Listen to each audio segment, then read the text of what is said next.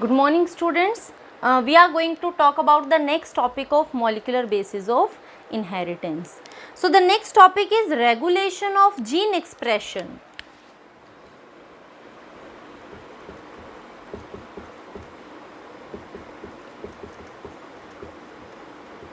Gene expression. If we talk about gene expression, what is gene expression? It simply means that the biological coded information that is present in the genes, that is converted into a functional form, and the functional form is protein.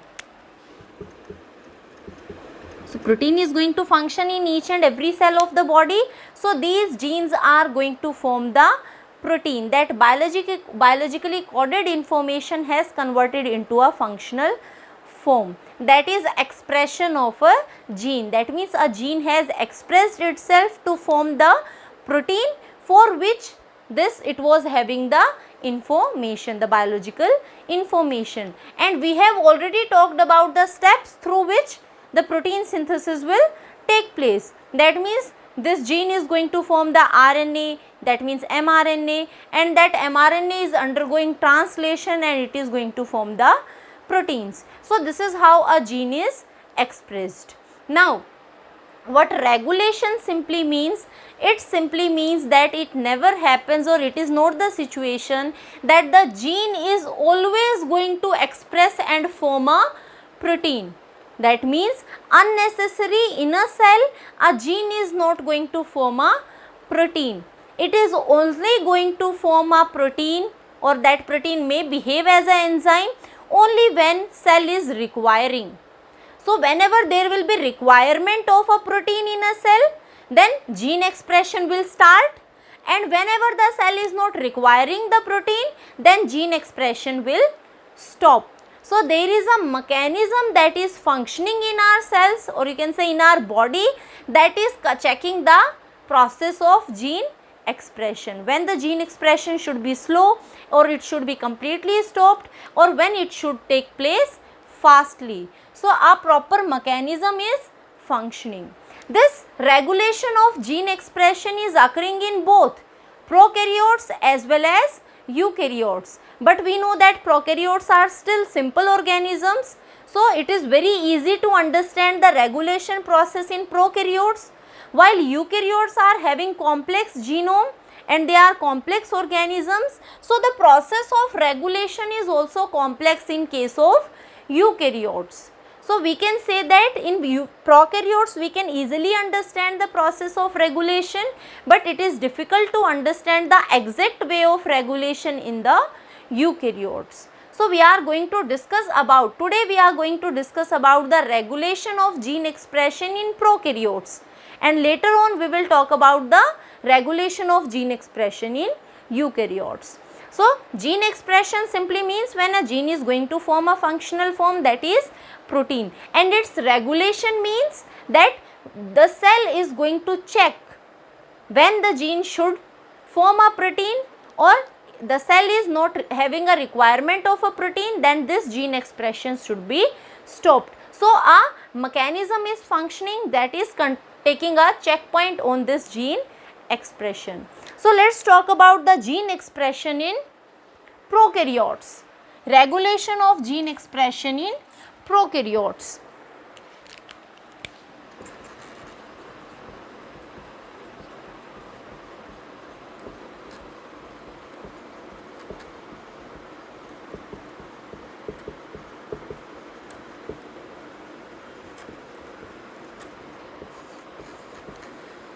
In prokaryotes, what generally has been seen, that the prokaryotes are going to form a protein, means a gene is only going to express when a substrate is present in the cell on which the protein, or you can say the enzyme, is acting. Enzymes are what? Enzymes are proteins. So whenever the substrate is present in a cell, only then the gene will be expressed and its enzyme will be formed, and when this substrate is absent, then gene expression will be stopped and no enzyme will be formed. So this is how the cells are. They are basically not removing, or you can say they are not spending their energy, because protein synthesis, or you can say all this pathway is requiring so much energy. So the raw material and the energy can be preserved by regulating the gene expression. So whenever not required, it is going to stop, and whenever required, this process will again start. So this is how the prokaryotes are regulating their gene expression. Now two scientists were working on this topic, that is regulation of gene expression in prokaryotes. They were Jacob and Monod. In 1961, Jacob and Monod, they were working on E. coli, that is Escherichia coli, and by understanding the regulation of gene expression in E. coli, they gave a model that was operon model, and for this they also got Nobel Prize in 1965. So Jacob and Monod, the experimental organism was E. coli, and they were working to understand the regulation of gene expression in prokaryotes, and by understanding the complete mechanism, they gave a model, and that was operon model. And this operon model is helping us to understand that how prokaryotes are helping in activating their gene expression and shutting down this process. So if we understand what is this operon model, this operon model is including a segment of DNA.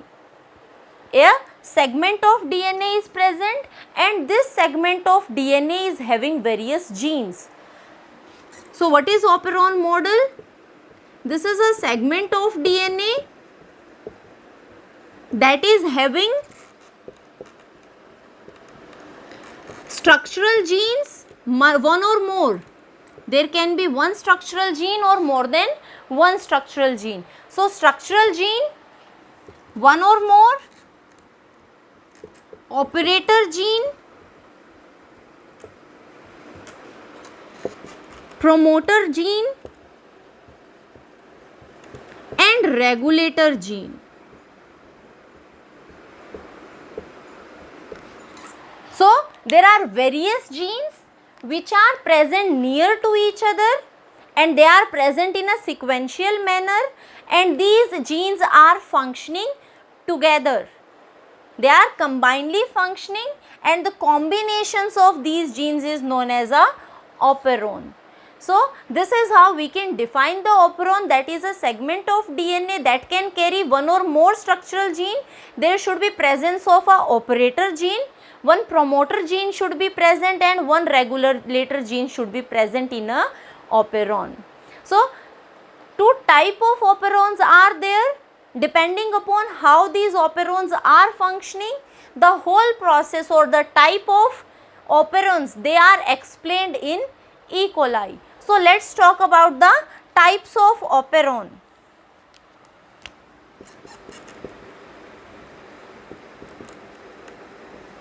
The first one is inducible operon.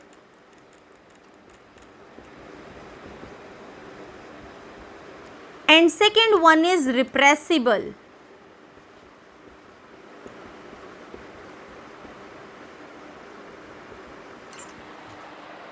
Operon.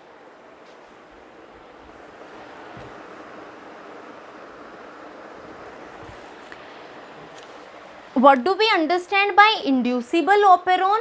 Inducible operon means that earlier the operon is switched off, it is not functioning, but when we are providing a inducer, you can say a substrate or a chemical is provided, then it is going to switch on the operator. That's why the name is given inducible, that can be induced. So whenever a chemical is provided, that chemical is going to function as an inducer, and here the operon will be switched on. We will see example, and it will be more understood by the help of example. Example of this inducible is lac operon. that is lactose operon that is functioning in E. coli. The second one is repressible operon. Repressible means to repress. Earlier the operon is functioning, means it is switched on, and whenever a chemical is provided, that chemical is responsible for switching off the operon, means for the repressive of the operon. So the chemical is going to switch off the operon, and that is the repressible operon. Example of repressible operon is tryptophan operon, that is trip operon of again E. coli. So today we are going to discuss in detail about inducible as well as repressible operon, how they are functioning. Always remember, in operon model we are talking about the same parts, means it should be a structural gene, operator, promoter and regulator, but in both these two cases they are functioning in different manner. So let's first talk about inducible operon, that is the lac operon.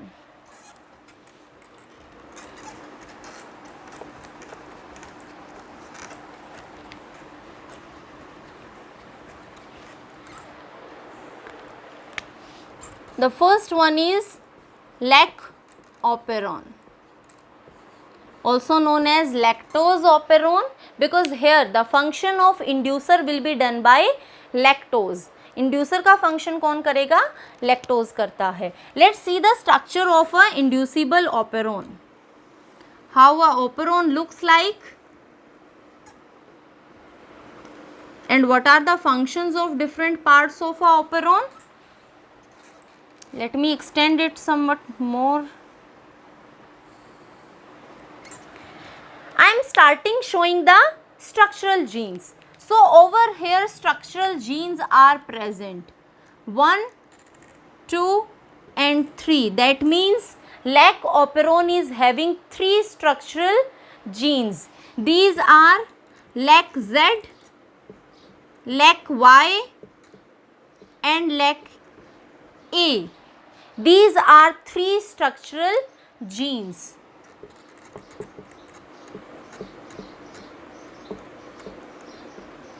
So what these structural genes are going to do? Same process which we have talked earlier. When this operon will be functional, that means RNA polymerase will come, bind, and this structural gene will be transcribed into mRNA. अगर operon functional है तो ये structural gene पे यहाँ पर RNA polymerase आएगा और ये genes किस में transcribe हो जाएंगे?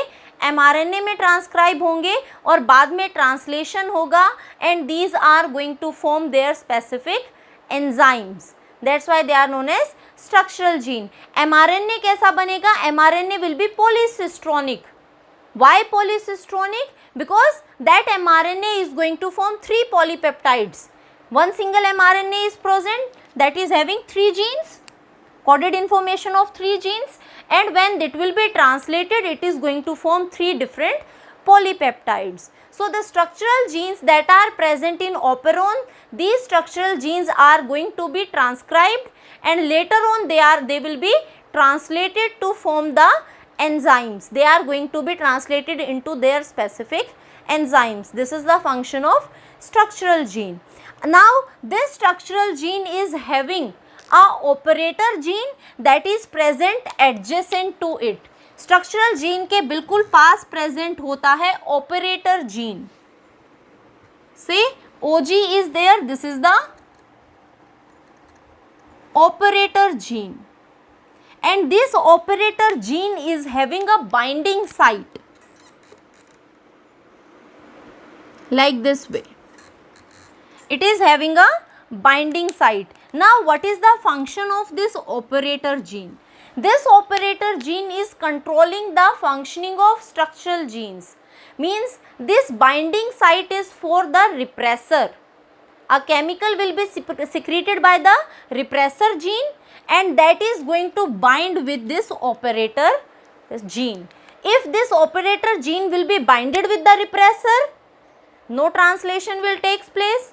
means structural genes are not going to express themselves, and if this operator gene is free from any of the repressor, then RNA polymerase will smoothly come and these structural genes can easily be translated.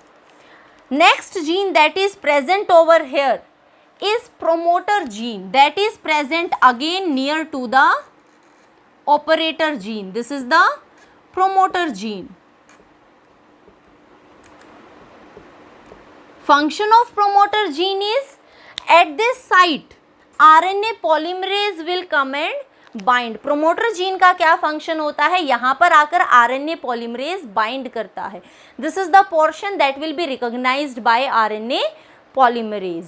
So function, first function of promoter gene is to bind with RNA polymerase, और second function क्या होता है, it is going to detect that strand of DNA which will be transcribed. Obviously जिस strand पर आकर RNA polymerase bind करेगा वही strand क्या होगा, ट्रांसक्राइब होगा.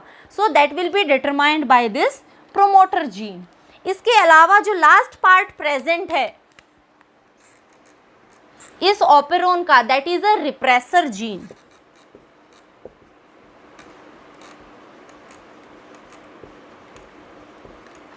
Function of this repressor gene is, it is going to secrete a chemical that act as a repressor. और ये रिप्रेसर, जो रिप्रेसर जीन जिस रिप्रेसर को सिक्रीट करेगा उसकी बाइंडिंग एफिनिटी किसके साथ है, ऑपरेटर जीन के साथ है, and it is going to bind with the operator gene. And when it is going to bind with the operator gene, then RNA polymerase will not move further because of the change in this operator gene, and no protein synthesis will take place, means gene expression will be stopped. Let me show you.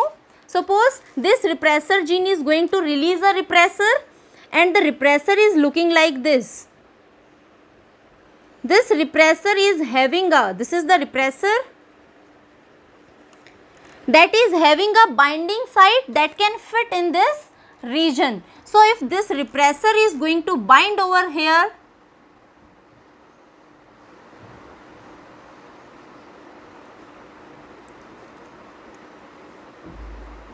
then gene expression will be stopped, because RNA polymerase is going to come and bind to the promoter region, but this RNA polymerase, this cannot go further and these genes cannot be transcribed and further translation will not take place. So this is what is happening in lac operon.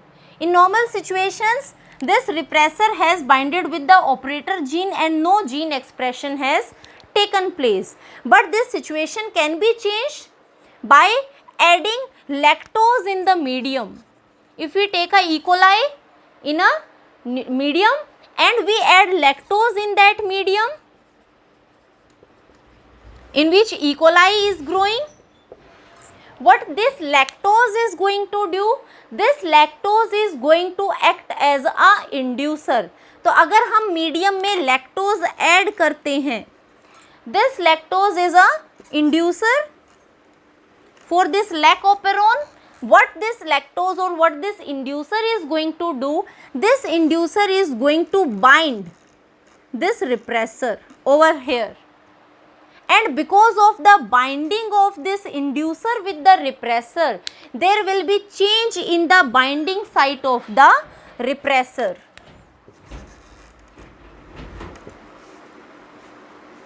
This is how now the binding site of the repressor has been changed, and because of this change in the binding site of the repressor, it is not able to bind over this operator gene. And when then repressor will be not binded with the operator gene, then RNA polymerase can bind to this promoter region, it can move further, and when it is coming to operator and structural gene, this RNA polymerase will transcribe this structural gene and it will form a mRNA. Transcription होगा क्योंकि अब कोई भी बीच में obstacle नहीं है और RNA polymerase move करता है. So here transcription will take place, और जब ट्रांसक्रिप्शन होगा then mRNA will be formed. Now this mRNA will further be translated, because translation is going to take place. The next step is translation. So here it is going to translate. This is a polycistronic mRNA, and this polycistronic mRNA is going to convert into 3 polypeptides. Each gene is going to code for a different enzyme. The first one, that is LAC-Z, it is going to code for beta galactosidase.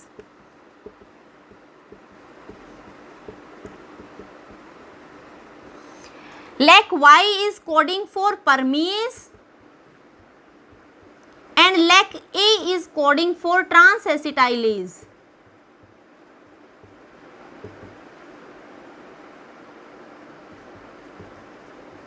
So these are the 3 polypeptides that are formed after the process of translation. And what these enzymes are going to do, these polypeptides are going to behave as enzyme, and what they are going to do, the substrate for them are, the substrate is lactose, which we have added in the medium. They are going to hydrolyze this lactose into glucose and galactose. So this will happen when gene expression is taking place. So continuously, because of the hydrolysis of this lactose, lactose will be reduced in the medium. When this lactose will be reduced in the medium, again this inducer will move from this repressor, and this repressor will again bind with the operator gene, and again it will be switched off. So whenever the substrate is present, lactose is a substrate that is behaving as an inducer, then the genes are translated, and whenever there is deficiency or again no substrate is left, then again this whole operon will be shut down. So this is how the LAC operon is functioning. It is inducible because this inducer is switching on the operon, and when this inducer will be finished, then this operon will be switched off. So this is how LAC operon is functioning. So अगर हम normal बात करें तो अगर E coli के medium में हमने lactose डाला है तो पहले ही इकोलाई सेल में परमीएज प्रेजेंट होता है in very small amount. This permease, जो एक बार परमीएज बनता है, that permease is left in the cell in a very small amount, and this permease facilitates the entry of lactose inside the E. coli cell. परमीएज का क्या function है, ये lactose की एंट्री को फैसिलिटेट करता है. So when this lactose is going to enter into the E coli, ये जाके रिप्रेसर के साथ बाइंड होगा और इसके बाइंडिंग की वजह से ऑपेरोन स्विच ऑन होगा. So more permease will be formed. More permease means more and more entry of lactose, और जो बाकी की पॉलीपेप्टाइड्स हैं वो इसकी हाइड्रोलिसिस के लिए रिस्पॉन्सिबल होंगी और इस तरीके से ई कोलाई लैक्टोज को कंज्यूम करता है. So this is how lac operon is functioning. Now let's talk about the second operon, that is tryptophan operon, or we can say trip operon. The process is going to be same, just we have talked about with little bit of difference.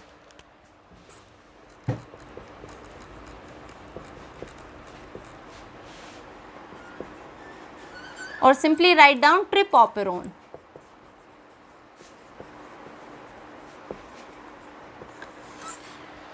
So if we see a trip operon, then this trip operon is made up of 5 structural genes.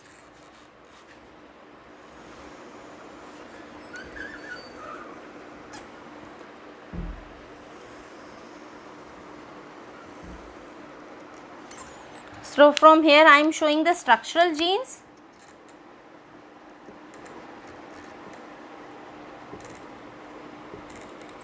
These are the 5 structural genes that are present in the trip operon. They are trip E, trip D, C, B and A. These are the structural genes of trip operon. Again doing the same function. When RNA polymerase will come, then these will be transcribed into mRNA. Again a polycistronic mRNA will be there because more than one genes are present, and they will be translated into different 5 polypeptides which are going to behave as enzymes. Now next to it a operator gene is present. Again this operator gene is having a binding site.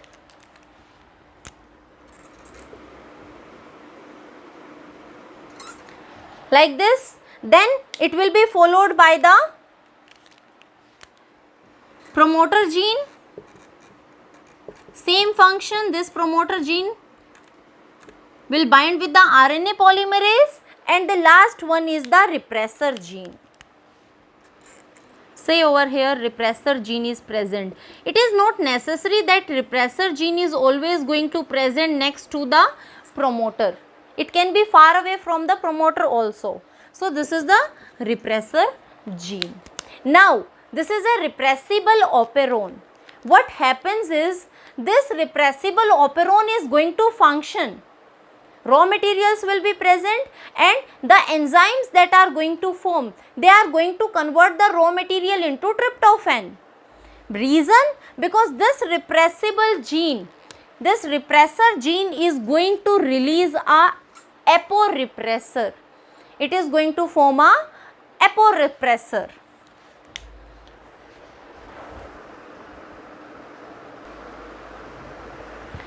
So it is going to form a aporepressor that is not present in the active form.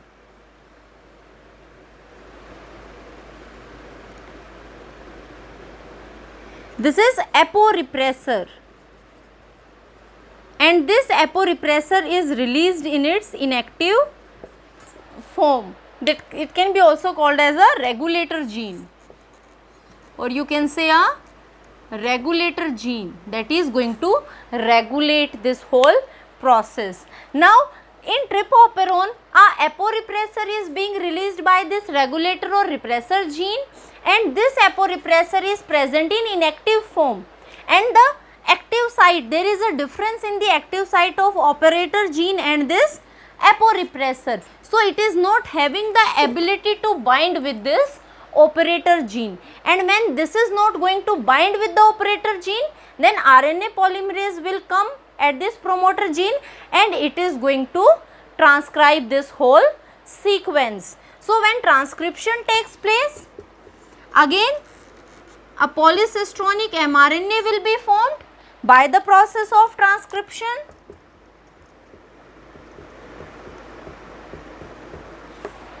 And this mRNA will be translated into different polypeptides. So we can say these are the different polypeptides that are going to form by the process of translation.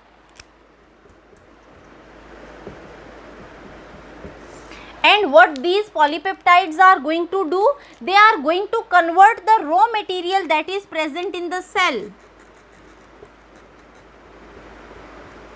into tryptophan. This is the function of these polypeptides. So raw material will be converted into tryptophan. So this is already switched off, this operon is switched on, and it is continuously synthesizing the mRNA and polypeptides, and tryptophan is forming. Now this tryptophan is going to, whenever there will be more quantity of tryptophan in the cell, then a checkpoint is there. So this tryptophan is going to act as a co-repressor. This is tryptophan which is acting as a co-repressor, and this co-repressor is going to bind with this aporepressor. This aporepressor and co-repressor, they bind together, and now it will be converted into a active repressor. See, I will draw it here. So what will happen? Again changes will be there.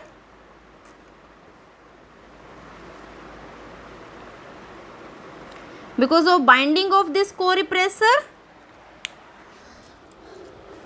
with the aporepressor. This is the active repressor. This one is active repressor. And now it can bind with this operator gene. So when lots of, or you can say enough amount of tryptophan has been secreted or has been made, then it is going to act as a co-repressor and it will bind with the aporepressor to form a fully functional repressor which can go and bind with the operator gene. Now operator gene will be blocked, no transcription is going to take place. So tryptophan has stopped its secretion. To preserve the raw materials, it can be possible. See, this tryptophan is going to form inside the cell and it is going to check its own synthesis. Or the second case can be, if we provide tryptophan in the medium, then also the same process will take place, means operon will be shut down. So whenever tryptophan is not present, then operon is functioning and tryptophan will be secreted, and when tryptophan secretion takes place and enough of the tryptophan has been secreted, it acts as a co-repressor and it stops the functioning of the operon. More than one structural gene is present, so there is one single switch off, switch on button. If one gene is transcribed, the another one is also transcribed. That is the use of operon. So for more than one genes, only one regulation is, one switch on switch off button is functioning. This is how tryptophan and lac operon are functioning. So this is about the regulation of gene expression in prokaryotes. Next time we will talk about the regulation of gene expression in eukaryotes.